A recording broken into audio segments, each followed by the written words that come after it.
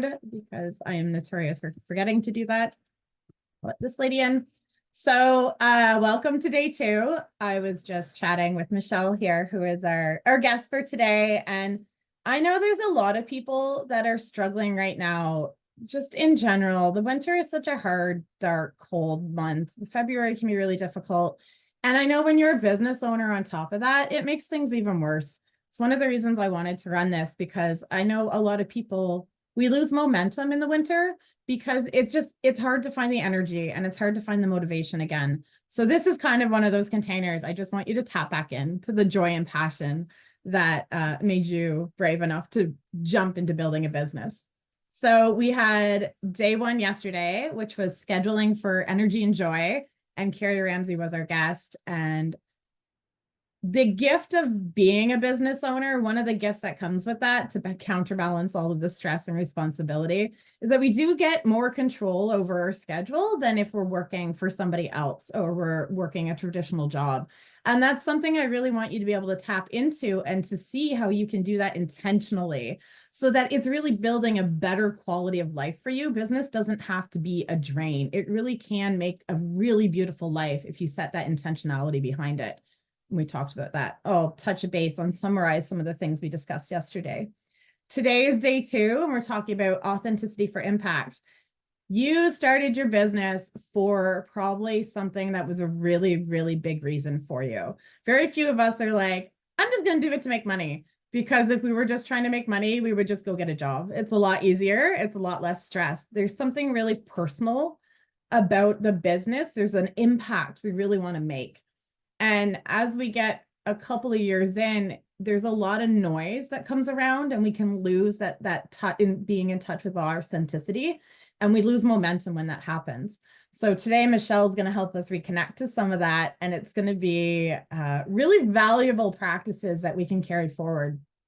And day 3 will be tomorrow, and we're going to have Adriana Leo with us, and she's the money navigator, and she's going to help us connect to not just the money that we're building a business for, but the wealth and the legacy that we really want that money for. Because again, if it was just about money and numbers in the bank, there's a lot of easier ways to go about this. There's something much more powerful behind being a business owner than just trying to accumulate money. So here is where we were yesterday. We had Carrie Ramsey of Fresh Idea Collective with us. She creates inspiring events for women entrepreneurs and creatives. You can check her out. She does online events as well as in-person in Stratford, Ontario. And Carrie gave us a concept that she uses and she recommends for editing your schedule so that you really start looking at what can I take away to create a schedule that's really giving me energy and joy, which I thought was a really great concept. It definitely helped me look differently at my own tasks and activities. And she talked about looking at 3 different sections, people, practices, and priorities, and evaluating each of those is this a fountain or is it a drain? Is it taking energy from me or is it giving energy to me? And one of the pieces when we talk time management, there's really a lot of conversation that we need to have with ourselves around energy management. Because if we are our own business, our energy is it's the fuel of productivity, right? So if we're not scheduling ourselves in a way that keeps our energy levels as stable and consistent and high as they can be, our businesses will suffer and we won't enjoy the process of being in business. It will be very draining. And then you hit a point where you question, why am I doing this? I'm miserable. I'm tired. I'm exhausted. I'm stressed out. It becomes a much easier choice to give up on it. So when we start to evaluate our schedules based on this, it starts to build up a type of business that supports us and allows us to keep supporting our business and grow it. And when our businesses are growing, it's much easier to love them. So today we have Michele Venema with us. She is a nurse, a psychotherapist, and Michele is new to business herself. We met pretty recently. It was last month, I believe. And I attended one of her workshops in person, live in 3D. And it was a workshop on managing your stress as a business owner through nervous system regulation. And when I saw that, I was like, oh, this is a conversation to be had. So many of us in business, we end up hitting blocks and we don't even recognize It's because it's an opportunity to learn how to expand our ability to regulate. So much of business is everywhere you go, there you are. The results of your business is very intertwined with your inner world. So authenticity is a bit of a buzzword right now, and it's one of my positionings. I do authentic marketing, marketing without the ick. And we're going to go a little more into what gives it, what real authenticity is. It's not about showing up on social media in your full emotional range and laying out all the dirty laundry, right? That's not authentic branding and authentic marketing. It's more about tapping into that impact, that reason that you started your business, and then bringing that out in a way that separates you in the market. And I'm going to break that all down so you really understand how authenticity leads to business growth in a very practical way. There's a bit of woo-woo vibe behind this, but it really, really does drive substantial business growth. It's the difference between growing and not growing, to be perfectly frank. So here's my story. Here's why I love authenticity. Not just because it's part of my personality, but it's the story behind my business success. If I hadn't tapped into this and I hadn't allowed myself the permission to come at marketing from an authentic place, I would have been dead in the water. I wouldn't have separated from anybody else. So I was actually very anti-consumeristic. How did I end up as a marketer when I had such a passion against consumerism? My journey was that I have a background in museum studies and studying history, and I recognized a lot of the trends in modern consumerism were things that started from the Industrial Revolution. And we've had such a change in culture, our focus has changed to really being full of consumeristic ideologies. And I hated it. I was passionately against it. I thought it was all the evil in the world was from consumerism. And then I ended up going into culinary school, and I studied classical French cuisine, and I connected to the local food scene. And when you work with local food and you're trying to make the best dish, you recognize it's always the things that are local, right? That they have the highest quality, the highest flavors. And I started to recognize there's actually a whole other type of consumerism available to us. It's not consumerism that was the problem. It was the culture of mass consumerism that was creating a lot of sense of disconnection in our lives and being on this treadmill, always trying to buy, buy, buy. And that was intentionally engineered. If anybody wants like the story behind this, watch The Century of the Self. It is like a 4-hour-long documentary. But the consumerist culture we have now was intentionally engineered to solve the problem of how did the businesses keep that profit trajectory going after the world wars. They wanted to be able to keep it going upwards so people were keep consuming. So we designed a culture where psychologically we associated fulfillment with consumption. And that's why so many of us now, we're like, buying more stuff doesn't make me happy, but we still feel like it is the way to get happy because that's what marketing was meant to do. That's what they used it for. And I ended up in a place once I saw that there was local consumerism or community consumerism that really added quality of life to people. It strengthened your social networks. You felt like you were making an impact on your community. It strengthened local economies. It was a really beautiful way to do consumerism. And I recognized marketing wasn't the problem. Marketing was just the impact channel. It was used to create those messages that created a concept of mass consumerism. And then I went, well, if they can use marketing to create the problem, then other people can use marketing to promote community consumerism and local consumerism. So I went into marketing. And then I went, oh shit, pardon my French. There is so much that I'm supposed to be doing. All of the advice for anybody becoming a marketer or building an agency was all around, this is how you're supposed to do marketing. This is what you're supposed to focus on.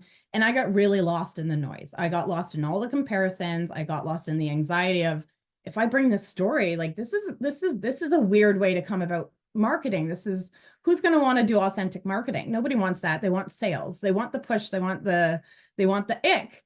But then eventually I got to the point where I was able to really connect to the reason I had started this and what I really deeply believed in, my authentic reason for starting this. And I was bold enough to put it in my brand. And my brand here, my logo, is based on marigolds because they're companion plants and I'm CO or co-marketing. And I really see myself as a companion plant to those businesses that are offering that really quality form of consumerism. So I help them grow, and we grow together, and we create a bounty for our communities. So once I was brave enough to connect to this and I was able to clear out the noise, that's when my business started to grow. And the reason behind that is because people suddenly knew what I stood for. Before, I was just lost in the crowd. There was nothing special about me or the fact that I did social media or I could make your website. There was no reason to choose me over somebody who had better SEO or a higher advertising spend. I gave them nothing to connect to. But once I started to connect my brand and my messaging with my authenticity, that's when the people who were the right fit for me were able to find me. And this is universal for all of your businesses. Being able to clear out all of the clutter and the anxiety and the fears and being brave enough to connect with what's on the inside for you, for your business, that's how you'll get your business to grow. Here is how it impacts business directly. This is a very rudimentary version of Maslow's hierarchy of needs. And you would be shocked at how much this has to do with business. Each of these needs levels, we have physiological on the bottom, which is food, clothing, safety needs, shelter, social connection needs, relationships, that type of thing, esteem needs, which is recognition and accomplishments, and then self-actualization, which is value fulfillment and contribution to the greater good. These things actually, you can map out every business based on which one of these needs they're fulfilling. We only purchase from a business when we see that they're going to help us fulfill one of these needs. And where you land on this hierarchy in this pyramid is going to determine how you approach your business and how you market. Truth is that every single one of us, we're small scale. We're not doing $1 million of sales in a year. We don't have high volume. We have low volume. And when you are a small business or entrepreneur, it means you're playing in a certain field. And it means that everything you do should be small scale strategy. You don't want to be trying to take in all of the noise and all of the advice that you're seeing online or in marketing, because most of those are actually for big scale strategies. They actually don't apply to us. And the reason is because these bottom tiers, they tend to be commodities. These are organizations or businesses that offer their product and services at a high volume and a low margin. So they're able to establish profitability because they're just selling such a high amount that they don't need a high margin per transaction. But people like you and I, we're going to be low volume and we're going to be high margin, which means our price point in the market is never going to be a low price point. It can't be. And if you are pricing yourself low, you and I need to have a conversation, because in order for your business to survive, you have to be high margin. And it is there. It is available. It is accessible. Often we have our own kind of limiting beliefs, or we hesitate to charge a lot because we feel like either we're not sure of our own value yet, or we have a desire to contribute to people who can't afford it. But that can come later. If you scale a business to the point where it sustains itself, that's when you get to make other branches of your business that are subsidized by that profitability. Or you make the choice that you're not really looking to build a business, and that's okay. Maybe you just want something that either you are paying for, or it just covers the cost and you don't get any profitability, and you want to serve people in that way. But if you want to build a business, you're going to be low volume and high margin, which means you are not really going to be competing on these lower levels. You're not going to be a commodity, because a commodity is something anybody can go anywhere and they'll get the same thing from one business or the next business. There's no distinction or differentiation. But that's not us. Not if you're trying to build an actual sustainable business that you also love being in. Because if you are not able to pay yourself and you're not able to take care of yourself or your family or the people that you are contributing to, you're not going to love your business. It's going to be draining you. And there's no point in having a business if it's just draining you. You deserve it. Your employees deserve a living wage. Everybody that you're supporting deserves to have the money coming into the business that makes it sustainable. You need to be able to move into a place where high margin feels comfortable. And the place where high margin is good for your marketing and for your business growth is a place where you know your distinction. And your distinction's going to come from your authenticity. That's like my distinction comes from that story that I shared earlier. It's really the journey that I went on as a person to connect marketing and social media with improved quality of life for my community. When I say it like that, it sounds completely ludicrous. But when you understand the path that I went through and how genuinely and authentically that is connected for me, I now have a point of distinction compared to other social media people or marketing people. And your business is going to be the same. If you sell something like a shirt, I was talking about this, and my 12-year-old daughter, who is as stubborn as I am, so I have myself to blame, came in and said, no, people just sell shirts. What are you talking about? And I looked at her, and coincidentally, she's wearing a shirt we bought at a dance competition. So I'm like, okay, so tell me about your shirt. And she goes, well, it's a shirt from Shooting Stars. I'm like, okay, so why did I pay 40 bucks for that shirt, child? And she's like, well, because I wanted it. I'm like, well, why did you want this shirt and not just, we could go to Walmart and pick you up a shirt. Well, this one's from Shooting Stars. So I said, it's not just a shirt. It really tapped into her sense of connection to the dance community. What they sold me for 40 bucks was my ability to fulfill my daughter's need of a sense of connection as a dancer to that community and the competition, as well as a sense of esteem for her that she is a competitive dancer and she has that accomplishments. So if you are trying to market based on the features of your product or service, you are trying to be a commodity. And that's why it gets very difficult to gain traction in the market. But it also becomes very psychologically difficult for us because it takes the passion out of it. It takes that really deep impact that drove us to want to create something, and it distances us from the intrinsic motivation that taps into. When I need to sit down and create more social media content for a client, many days, I'm like, I really don't want to do this. But when I'm able to re-anchor, to get rid of the fear of all the algorithm changes and all of the trends and all of that noise and the clouds that are moving in from all the exterior, and I'm able to reconnect to the fact that, no, I really genuinely know I'm helping these businesses connect with more of their local or professional community. And that means that beautiful impact they can give them, I'm helping create more of that.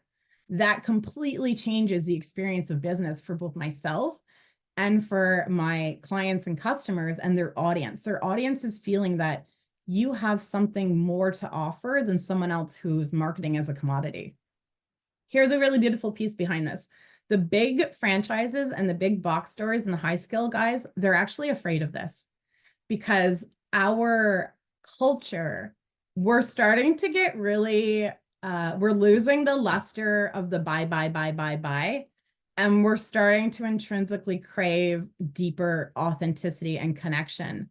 And large scale businesses, they try really hard to manufacture it, but they understand it's actually a weakness. And it's a strength of small scale businesses because we genuinely have it to offer if we're brave enough and intentional enough to connect to it. And no matter how many advertising dollars the big box stores put behind a campaign being like, so-and-so works in this plant, they can never create it the way that we can create it. And it's what the market is starting to gravitate towards. So ironically, it's actually a really big power play that we have to tap into things that not unprofessional and a little more personal, but they're authentic. You're not hiding behind business jargon. You're willing to expose yourself a little bit.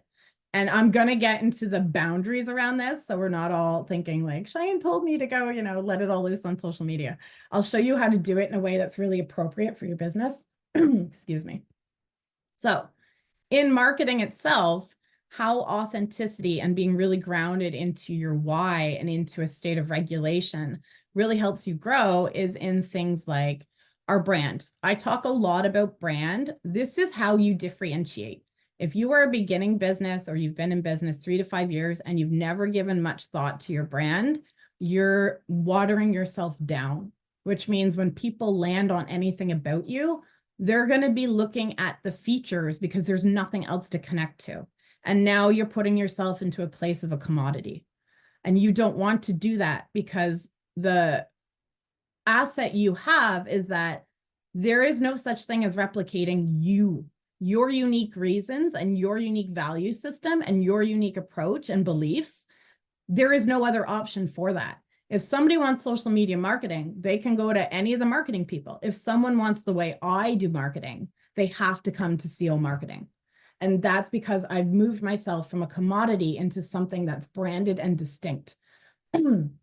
So when you're able to tap into your authentic self and you're able to bring that into your brand, it means that you're really claiming it boldly and intentionally, and it's clear. You bring that into your social media, into your email newsletters, on your website, any touch point that you have with your customers when you've intentionally built out a brand, they get to know what you stand for, and they get to understand what makes you distinct. And that's when they end up remembering you when they're in a purchase sales cycle, when they're finally at the point where they're ready to buy. You are now in their mind. And if they're in alignment with you for the values you are offering and the needs you are fulfilling, that's another point. High price point customers, people who have access to the income to spend, they tend to be focused on that higher part of the Maslow's hierarchy. So they usually have their foundational needs pretty securely met. So we need to focus on how do we meet these needs, because the people who have access to resources, they're now moving into a really beautiful space where they can invest in connection, they can invest in esteem, and they can invest in contributing to the greater good. One of the things that happens with me is I connect with business owners who they're not just looking to make a dime. They're not like, how do I build a business the quickest, the fastest, and have the highest profit? Profit's beautiful, we love it, but they want to contribute to their community. So one of my needs that I actually help people fulfill is that kind of self-actualization, where you use a business to create an impact, to bring out your best self and leave a legacy in the world, not just scoop up as much money as you can from your clients and customers. And that's my brand, right? That's why I connect with the business owners that I connect with. And everything, as simple as a t-shirt, everything has the opportunity to tap into something as deep as that for your customers. And that really helps you stand out. So in your content marketing is something I highly recommend. It's really the umbrella that social media, email, blogging all falls under. They're not individual. They're all forms of content marketing. It's what you're putting out there for your audience to engage with without asking them to buy from you. It's like building a relationship. So when we bring in our authentic stories are a really, really strong way to connect with your audience if they're authentic and genuine. And it doesn't mean you air everything out, but like that story I shared earlier, that's a really genuine story of my life. It gives you an understanding of who I am. And if it resonates with you, it then's like, oh, she's kind of my kind of person. She would probably be someone I would be willing to move into some kind of business relationship with. It creates a sense of safety and knowing. And that's really important when we're asking people to take a leap and to create a transaction with us. Even if it's only a $10 transaction, our money is something we've worked for. It's an investment that we're choosing to make.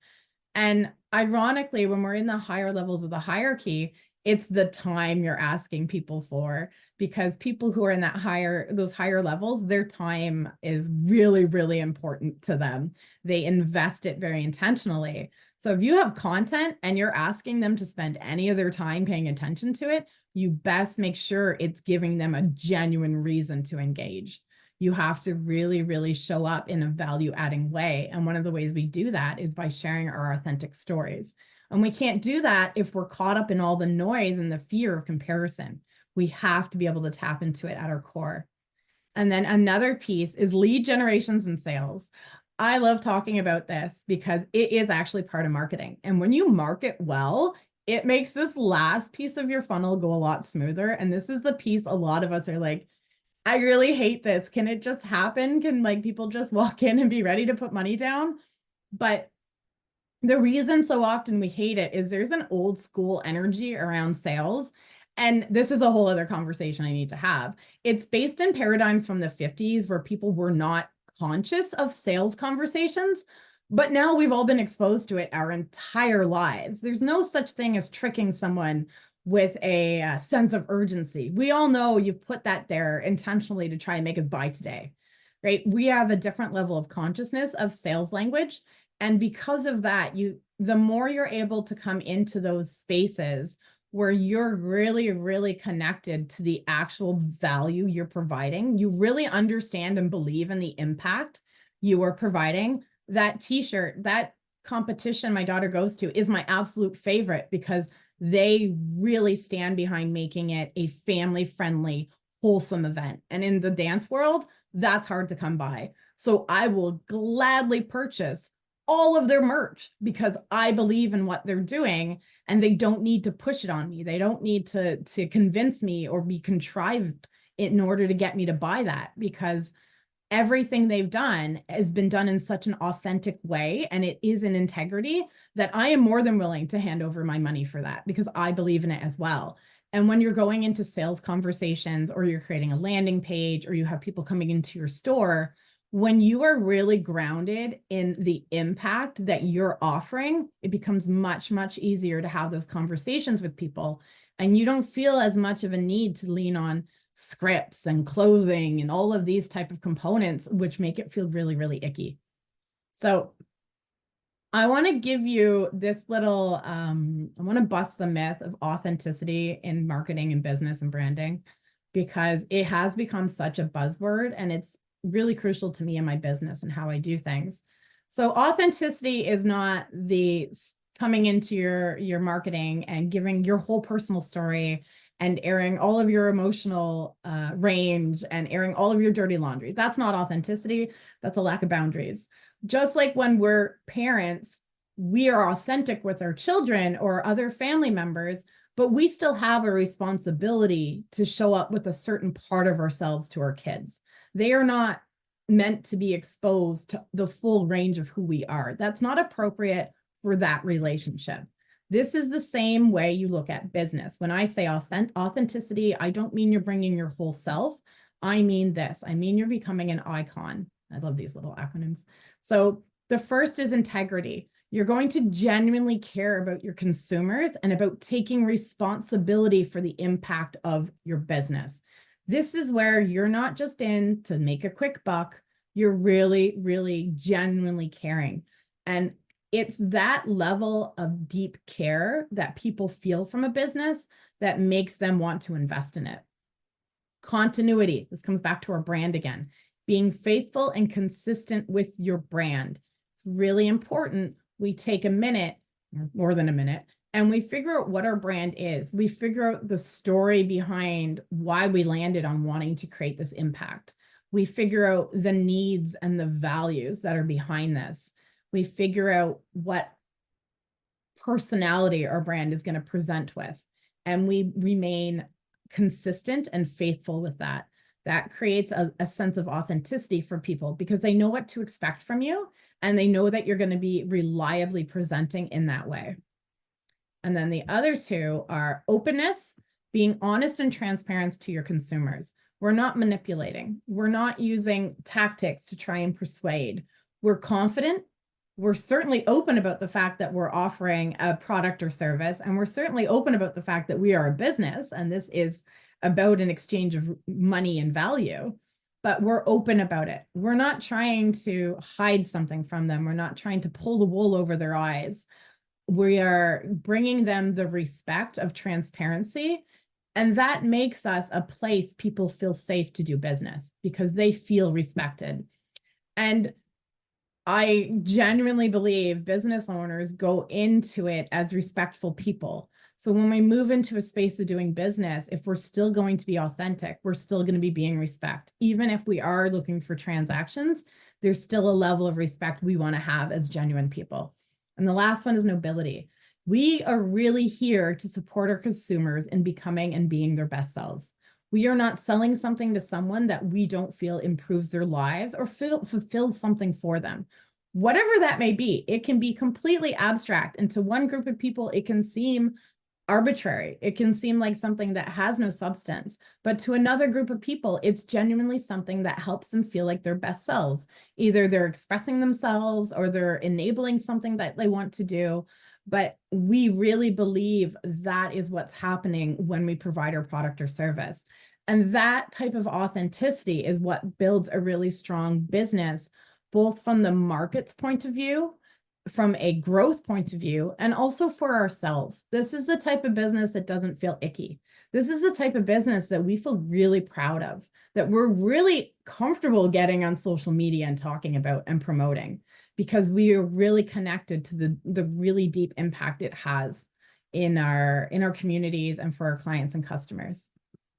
So I'm going to hand the floor over to Michele. She's going to lead us through some really cool practices here to help us.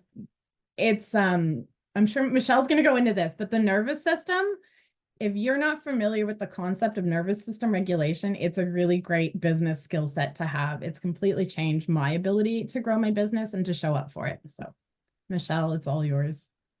Okay, thank you so much, Cheyanne. That was amazing. That was really, really good.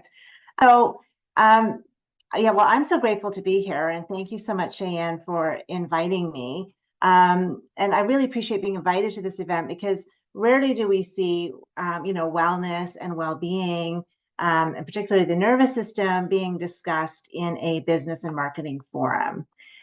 So often we tend to compartmentalize the areas of our lives. We put health over here and then relationships there and career over there, when in truth, they are really all interconnected. You know.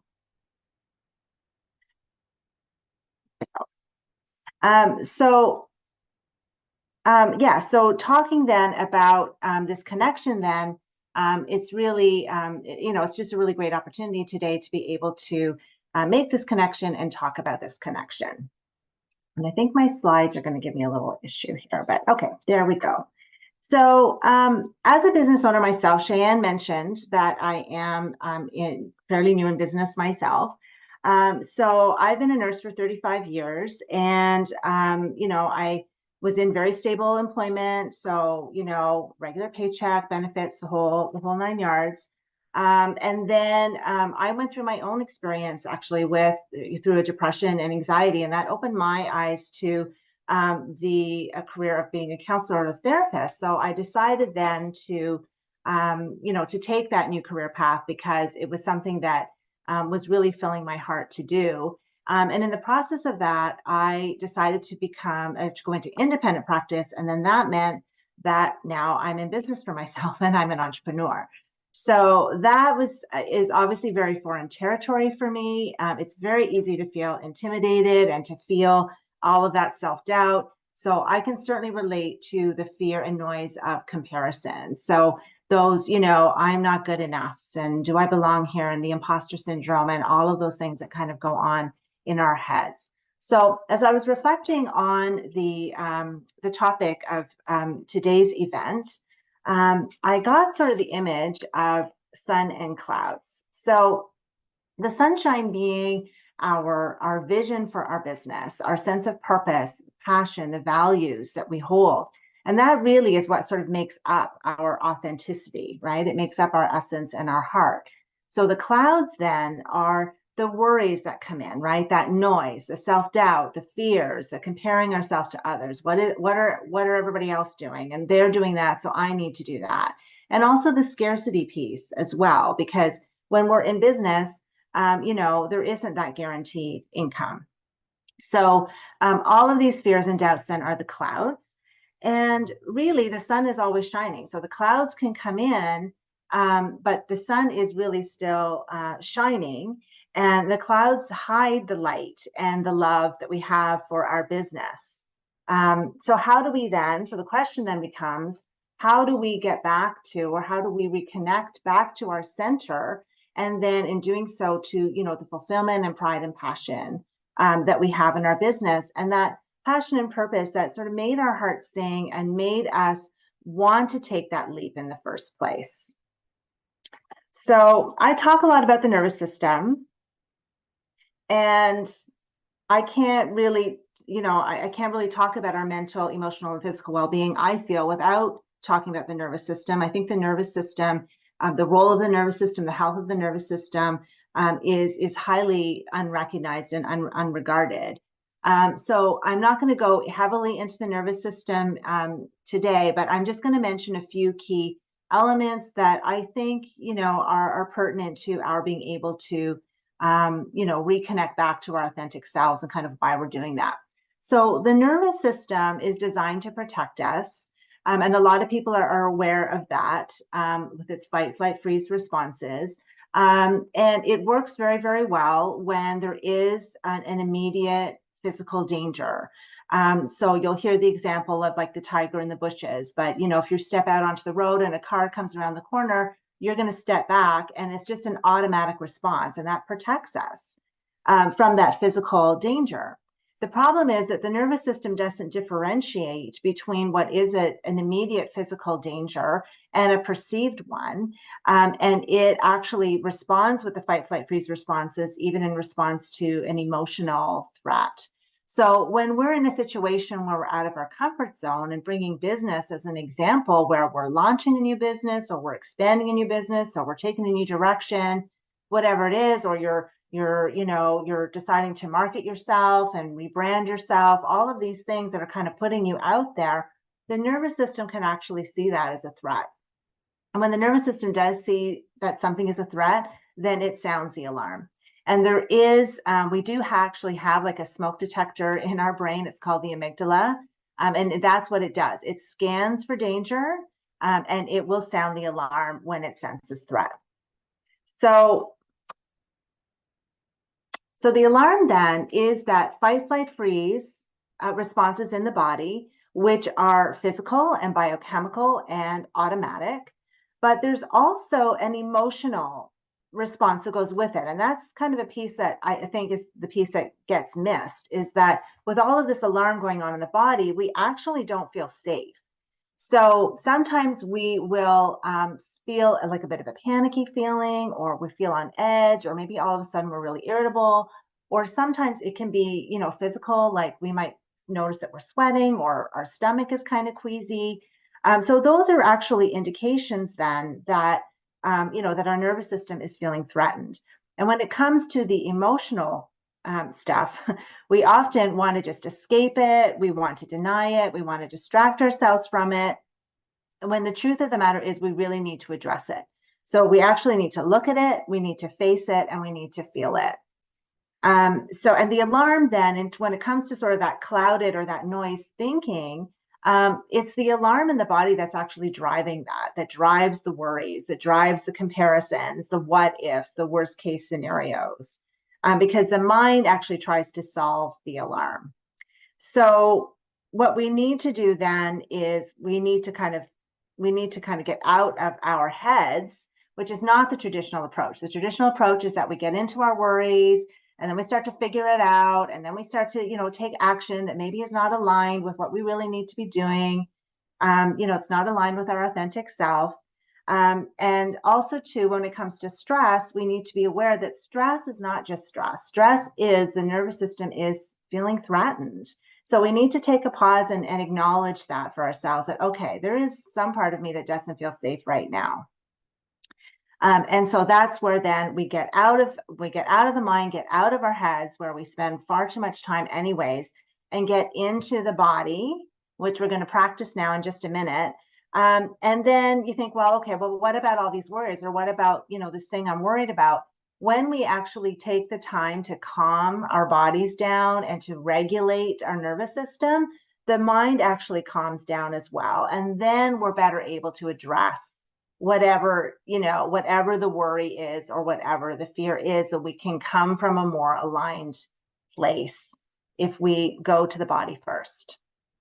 So I am going to unshare my screen, and we're going to go into a few exercises. So these are for times when we're feeling those signs of stress. And so what can we do when we're feeling that, when we recognize that, okay, you're noticing all of a sudden your mind is just going off in these worries. A minute ago, everything was just fine. So what can we do? How can we kind of reconnect back to the center? So that's what these sort of exercises are about. And we're going to go through several of them. We're just going to kind of go from one to the other. And then we will kind of talk a little bit about that afterwards. So just make yourselves as comfortable as you can, like kind of where you're sitting, but just take a moment to just sort of shift your body if you need to. And yeah, and then what we're going to do is, first thing we're going to do is just going to place our hand over our heart space. And you can place one or you can place both, whatever is most comfortable for you. And if you like, I invite you to just close your eyes too. If you don't feel comfortable doing that, that's just fine. You can keep them open. But just putting your hand on your heart space actually stimulates the hormone oxytocin, which is the calming hormone. So even just doing this for even just a few seconds, if that's all you have in your day, but if you can find even just a minute to do this, and anybody, no matter what you're doing, can find a minute to just place your hand on your heart space, that can do wonders to just bring yourself out of your head for a few seconds and bring that sort of attention down to the body. And while you're here, we're just going to do some breathing in and out of the heart. This is another strategy that can be really good for helping you to center down into your body. This is all grounding. This is all practicing presence and mindfulness. And breathing in and out of the heart is really good too if you have some emotions going on. So if you're feeling really angry, or you're feeling really sad, or you're feeling disappointed or frustrated, you can bring that emotion into your heart and just breathe it there. So we're just going to do that now for just a moment. Just breathing in and out of your heart. Just your normal breath, but if you feel that your body would like to take a deeper breath, then just go with that.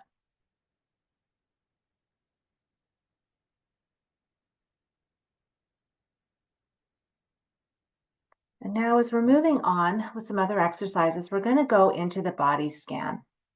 So the body scan is really good to practice regularly because it'll help you to become aware of where you're holding tension in your body, and with practice, when you're holding tension in your body.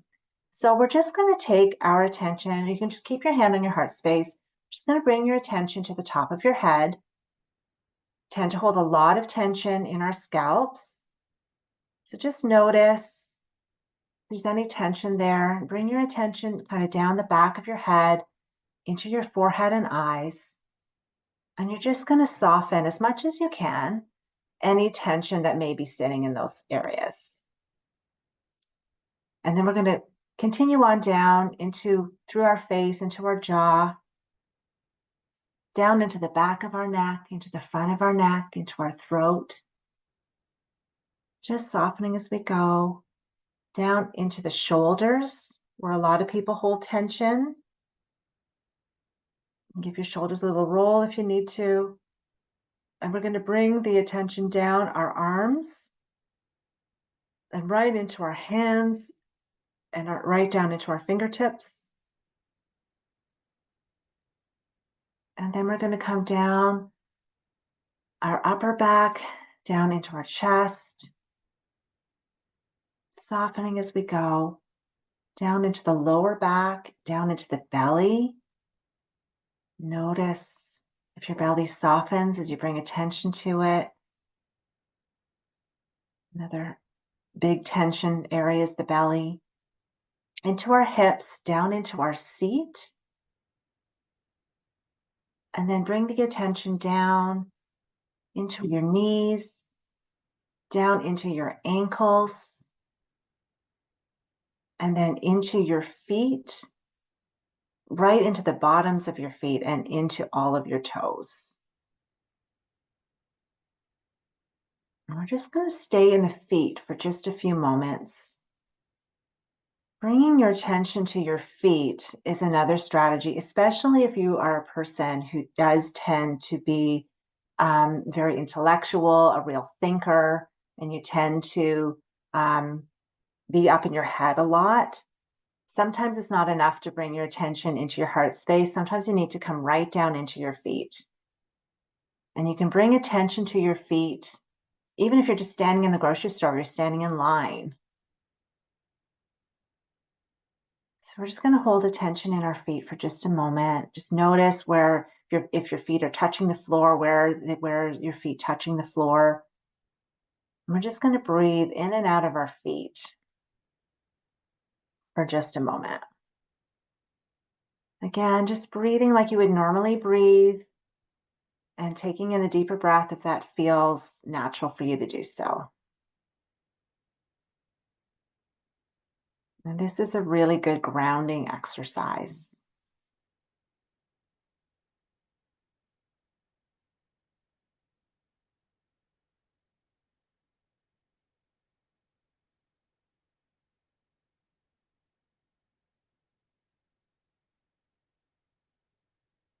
Now just going to bring your attention back to your heart space.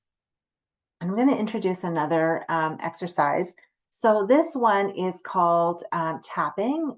Some of you may have heard of it. So it comes from Emotional Freedom Techniques. So it's EFT tapping. And what we do in tapping is we tap on meridian points. So the same points that are used in acupuncture, but instead of using needles, we're actually tapping on the points using our fingertips. So tapping actually, it can be really, really helpful as well for when you do have some more intense emotions.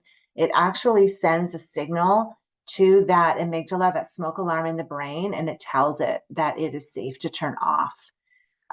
So it can be really useful as a self-help tool. I use it in my therapy sessions because as we're addressing really intense emotions, really painful emotions or memories, as we're addressing those things, if we're tapping at the same time, then that just can really help, in the calming of the nervous system and in not re-traumatizing someone.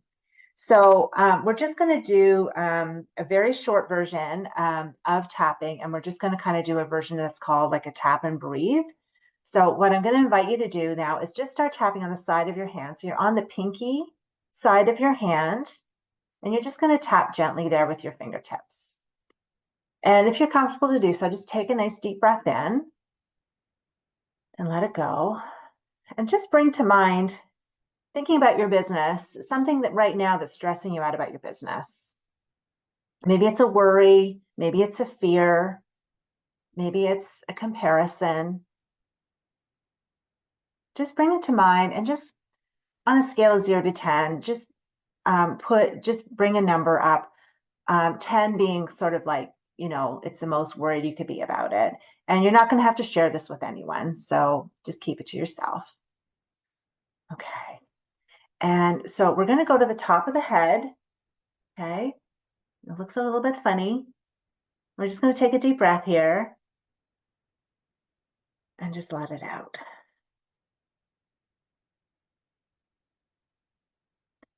Okay. And then we're going to go to where the eyebrow starts, right on the occipital bone. So that eye around the bone. We're just going to tap there, just tapping nice and gently. We're just going to take a nice deep breath in here. And then let it go.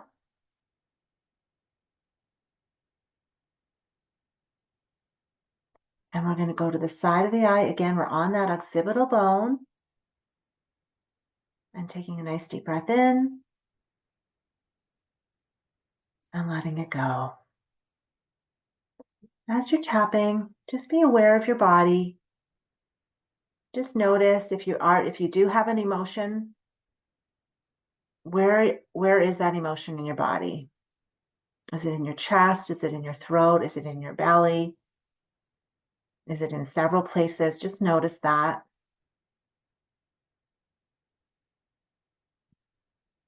And we're just going to go under the eye, again, on that occipital bone. So you're not on your eyeball at all. Just tapping gently. Nice deep breath in. Let it go.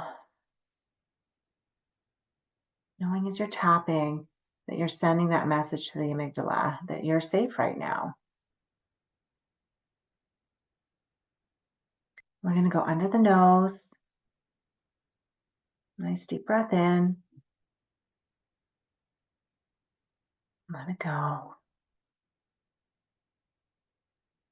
Under the mouth.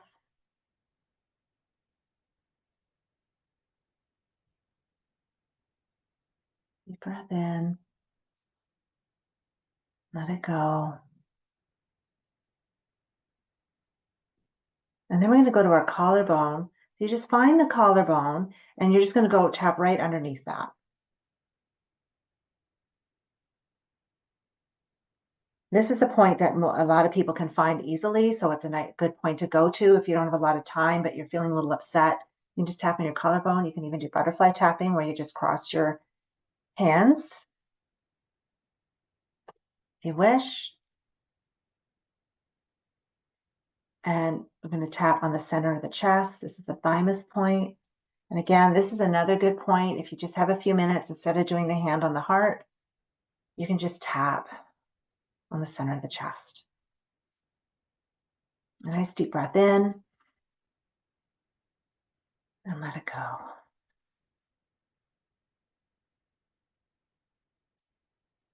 Now we're going to go to the side and we're going to tap on our side, which is just kind of under the arm, a few inches under the arm, and right in the middle there. I'm just going to tap there. You can bring your other hand over to your shoulder as if you're giving yourself a hug. This is another nice one too, if you just have a few minutes. You just want to give yourself a little bit of comfort if you're upset about something. Nice deep breath in. And let it out.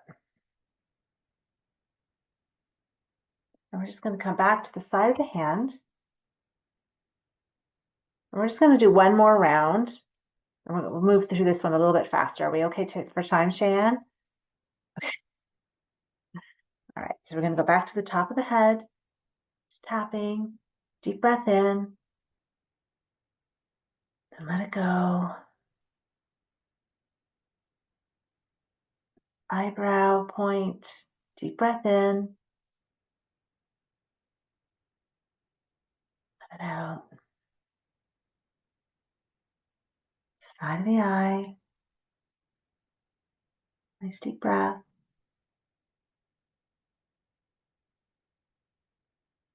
Under the eye. Breathing in and out. Under the nose.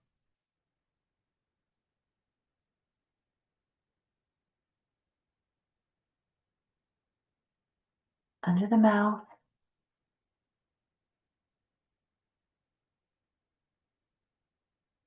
Just letting whatever's there be there. Emotions, body sensations. Sometimes emotions can get a little bit more intense as we tap because we're kind of focusing on it, and that's okay. Go to the collarbone. Nice deep breath in here. Let it go. Center of the chest.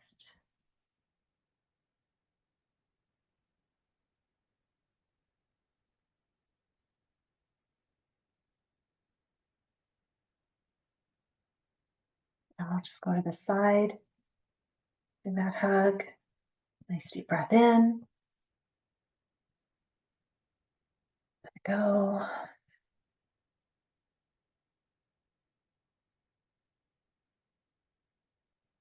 And side of the hand. And nice deep breath in. And let it go.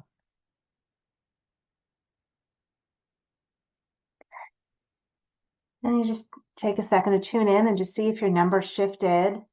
That was only 2 rounds, which is really nothing in tapping. Ideally, although you can use it when you just have those few moments, you can certainly like find a point that you like and use it. But ideally, you would be tapping for 10, 15, 20, 30 minutes. So yeah, so just 2 rounds is it's something though. So okay, I'm just going to share my screen again. Yes. There we go. So what we did there was we went through several techniques. And so, of course, I mean, there are so many more.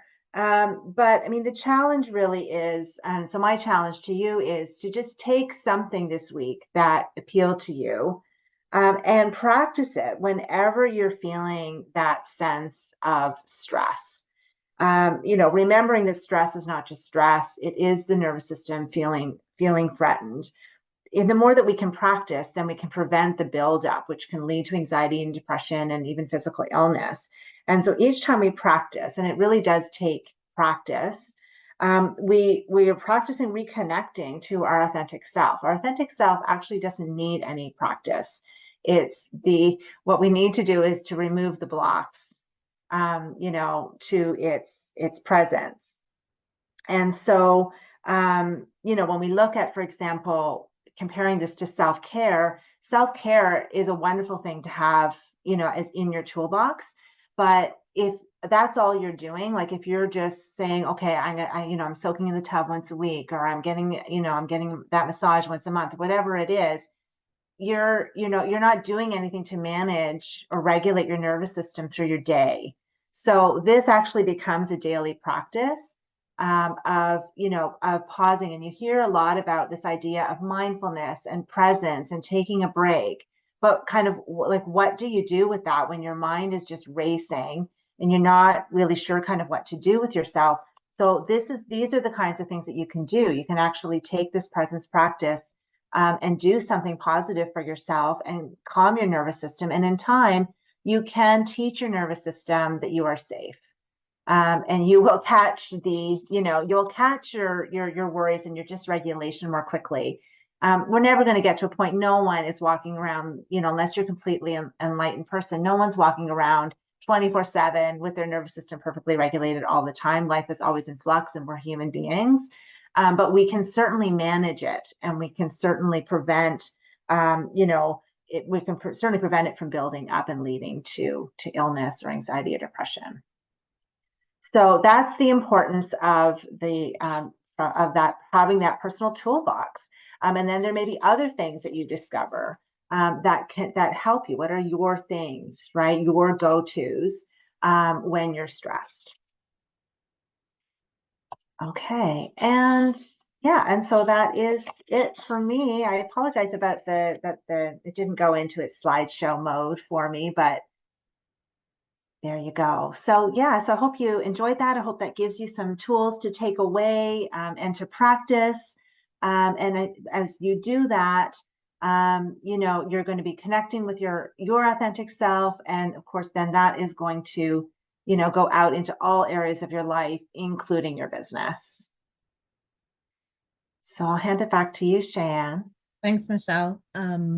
Yeah, so this is why I was so excited to have Michele on. I know for myself, business is stressful, and sometimes it piles on. When it's one thing, you're like, okay, whatever, you step away, you do your thing, and you're able to come back down. But there's just times in business when it's one thing after the other, or your personal life is stressing you out at the same time.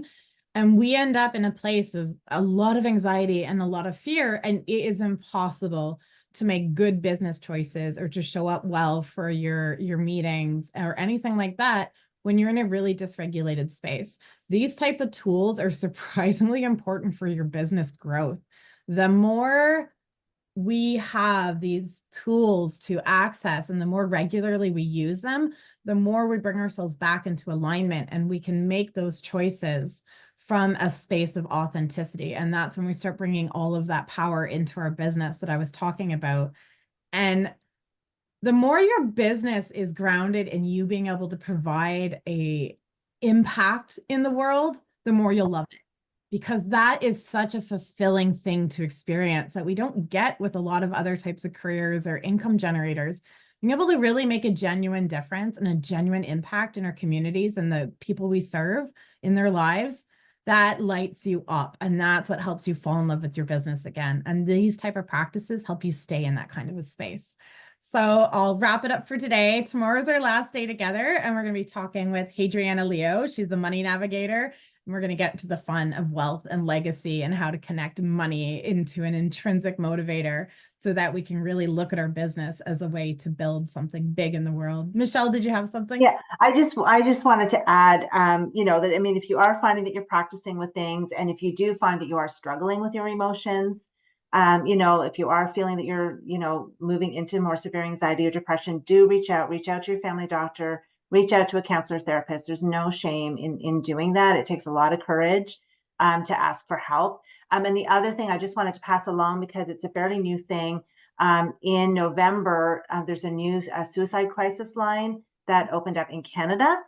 So it is 988. So you can call and text to that 24/7. And it's also available for, people who are worried about someone. So I just wanted to pass that along today as well. I love that. And in the entrepreneur community and small business owners, there's a definitely a higher level of emotional distress and mental health distress. So those type of things are important for us to tap into. Thanks, Michelle. Thanks, guys. I hope you have a great day. Thank you so And I hope much. to see a bunch of you tomorrow. Bye-bye.